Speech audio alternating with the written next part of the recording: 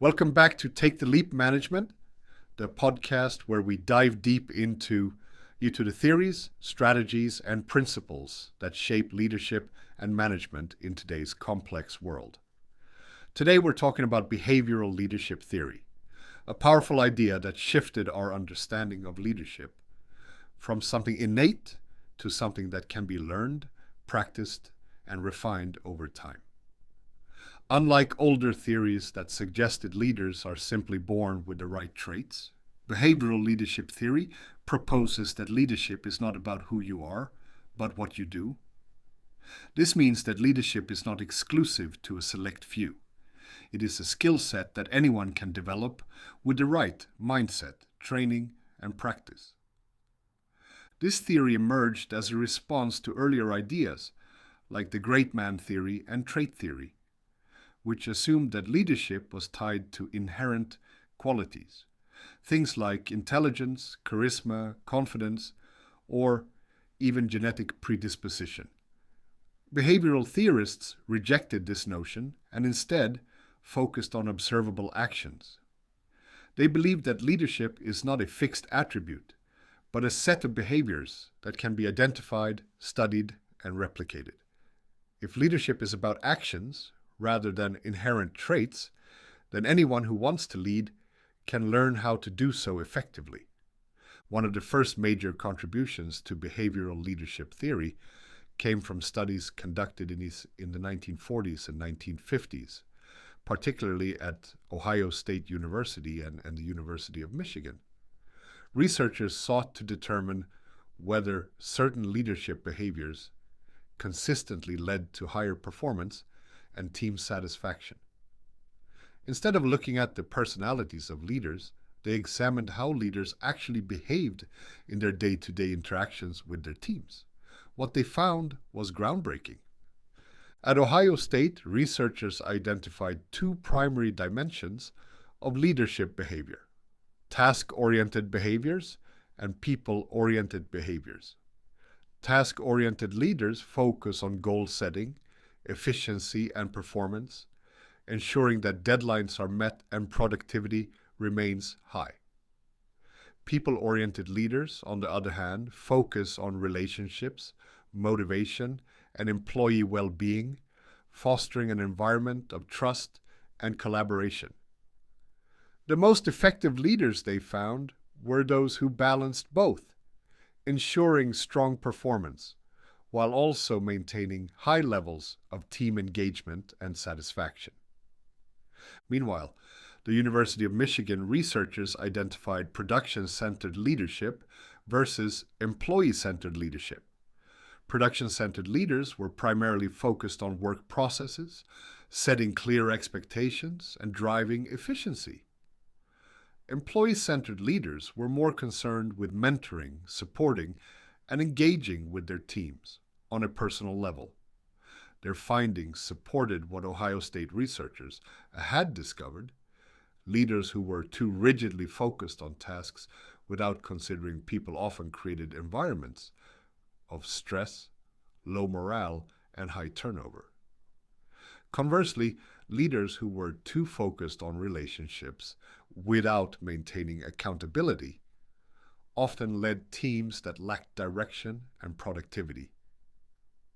These studies formed the foundation of behavioral leadership theory, which has since influenced countless leadership models, management training programs, and corporate leadership strategies. It also led to the creation of the leadership grid, developed by Robert Blake and Jane Mouton in the 1960s. Their grid categorized leaders based on concern for people versus concern for production, illustrating different leadership styles. The best leaders, they argued, were those who balanced high concern for both people and results, creating teams that were both engaged and effective. What makes behavioral leadership theory so impactful is that it democratizes leadership. If leadership is about actions rather than inherent qualities, then anyone can become a leader with the right training and effort. This challenges the old school thinking that leaders are simply born with the right qualities and suggests that great leadership is a matter of learning, practicing, and refining key behaviors. This shift in perspective has significant implications for organizations. If leadership is based on behavior, companies can develop leadership pipelines by investing in training, coaching, and mentorship programs. Organizations can actively teach employees how to become better leaders by focusing on specific behaviors: communication, decision-making, conflict resolution, delegation, and motivation. Instead of waiting for so-called natural leaders to emerge, businesses can create leaders at all levels by developing behavioral competencies that drive success. The practical applications of behavioral leadership theory can be seen in various industries and leadership roles. In project management, for example, leaders must balance task execution with team motivation. A project manager who focuses solely on meeting deadlines and delivering results might achieve short-term success, but over time they could alienate their team, causing burnout and disengagement. On the other hand, a project manager who focuses too much on team morale without enforcing accountability may struggle to meet deadlines and performance targets. Behavioral leadership suggests that the most effective project managers are those who cultivate a balance between structure and support, ensuring high performance while also fostering a positive team culture. In portfolio management, where leaders oversee multiple projects and align them with organizational goals, behavioral leadership is equally critical. Portfolio managers must communicate effectively with multiple stakeholders, make strategic decisions, and resolve conflicts across different teams. The ability to adapt behavior based on context and audience is a key leadership skill that behavioral leadership highlights.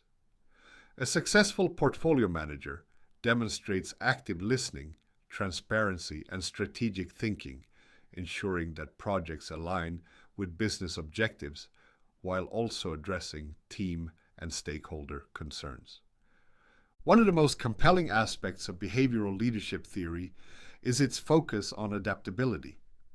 Unlike trait-based theories, which assume that leadership effectiveness is static, meaning you either have the right traits or you don't, behavioral leadership recognizes that effective leaders must continuously adapt their behaviors based on the needs of their team, the complexity of the project, and the organizational culture. Leadership is not about a rigid set of actions. It's about learning which behaviors are most effective in different situations and applying them accordingly.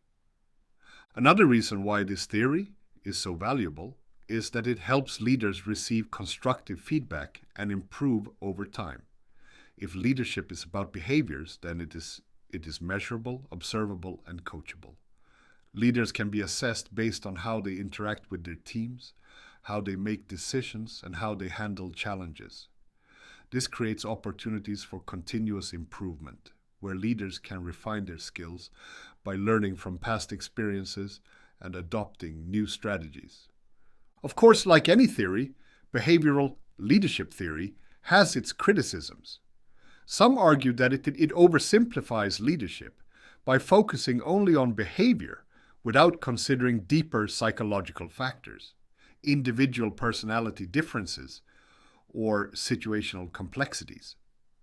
Others suggest that not all leadership behaviors are equally effective in every scenario. For example, a highly directive leadership style might be effective in a crisis but demotivating in a creative, innovation-driven environment. Critics also point out that behavior alone does not guarantee leadership success. Factors like organizational culture, industry dynamics, and team composition also play major roles. However, even with these limitations, behavioral leadership theory remains one of the most practical and actionable leadership models. Unlike theories that focus on abstract qualities or genetic predispositions, Behavioral leadership provides clear, tangible actions that individuals can take to become better leaders. It offers a roadmap for leadership development by emphasizing training, self-awareness, and ongoing improvement. In today's world, where leadership is increasingly recognized as a skill rather than a birthright, behavioral leadership theory is more relevant than ever. Organizations can identify key leadership behaviors, coach employees to adopt them, and create a culture that encourages leadership development at all levels. Individuals who aspire to leadership roles can take control of their own growth by analyzing their current leadership behaviors, seeking feedback, and deliberately practicing new approaches to management and influence. Ultimately, leadership is not about who you are. It's about what you do. The most successful leaders are those who continuously refine their behaviors, learn from their experiences, and adapt to the changing needs of their teams and organizations. Leadership is not a fixed trait, but a dynamic skill set that can be cultivated over time. Thank you for joining me on Take the Leap Management. If you found today's discussion valuable, subscribe and share it with your colleagues. Leadership is not about being born with the right qualities. It's about learning, growing, and taking action. Let's take the leap together.